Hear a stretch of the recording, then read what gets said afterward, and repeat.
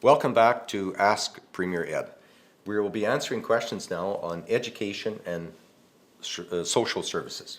And here's the first question.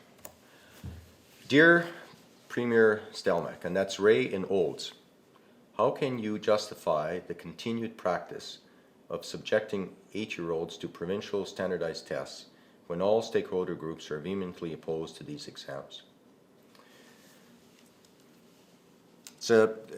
It is a good question, but I guess grew up in an area where when I was going to school, we were tested quite often in the elementary system. There will be some changes with respect to provincial standardized tests, but I'm one that maybe from the old school, but I still believe in ensuring that our students are well prepared as they progress through school and are prepared for post-secondary education. And we have a lot of work to do in this particular area, but I am very, very proud of the achievements of Alberta students. We outdistance most other jurisdictions in math and sciences, and compared to other jurisdictions, we are doing quite well, but that doesn't mean that we don't continue to improve the education system in the province. When we traveled to Germany, first 2 hours of the meeting with 5 ministers was really in discussion on how is it that Alberta is doing so well in compared to other jurisdictions around the world in education. We want to maintain that advantage, and we will keep working with educators in this province to ensure that our students are one of the best in the world. Kyle in Eddington writes, how will government help students from the 2008 and 2009 and soon to be 2010 post-secondary grad classes find work with an affordable living wage? How will the hiring freeze help? I believe Kyle is referring to the hiring freeze within the government of Alberta.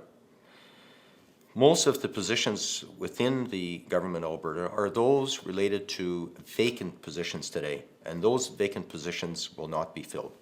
There are some positions that will be filled with respect to safe and secure communities. There will be further positions filled in delivery of health care in the province of Alberta.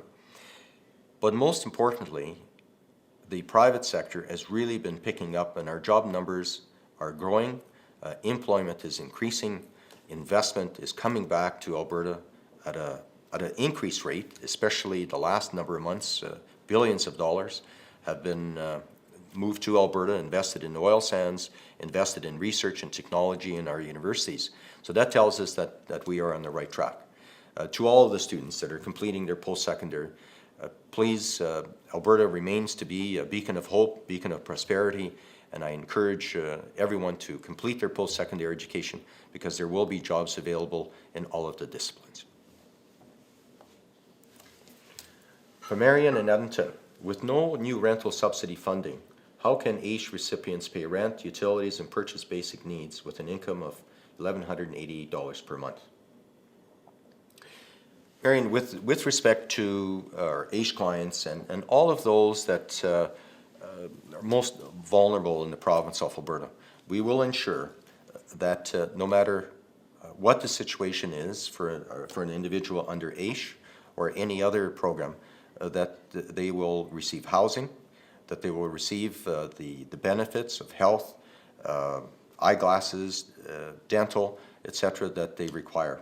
With respect to housing, we're finding that more and more spaces now are available.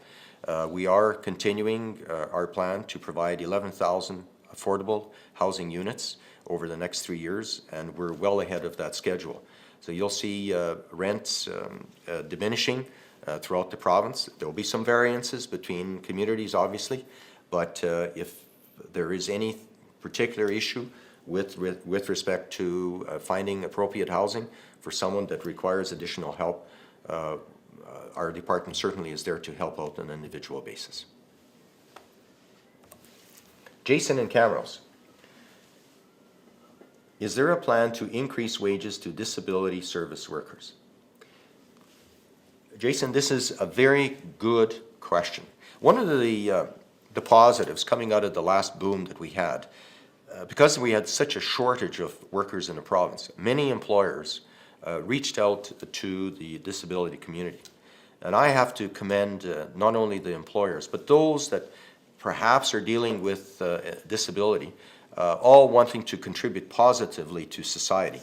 And many have to overcome different personal challenges to be able to do that.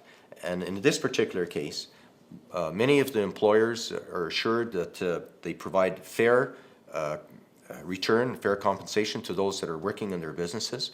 We do have a minimum wage in effect, but we also make sure that it's not only the wages that the individual will receive. We want to make sure that all the other benefits that an individual may have are still there for the disabled person, even though that they are working for private sector. And I just got to make sure that if there's anything that's happening out there that I'm not aware of, certainly like to hear about. But this is a very, very positive story because, as I said before, everybody wants to contribute to society, and we've lived through a period where we've learned that many disabled people can contribute positively. Sean in Calgary, what are your plans to ensure that the government does not make any funding cuts to services for individuals with disabilities, some of the most vulnerable Albertans who are in the most need of government support? I agree with Sean that we do have many people in the province of Alberta that have certain disabilities and require additional support from government. And we will continue to keep one of the most comprehensive programs in the country, Canada, here in Alberta.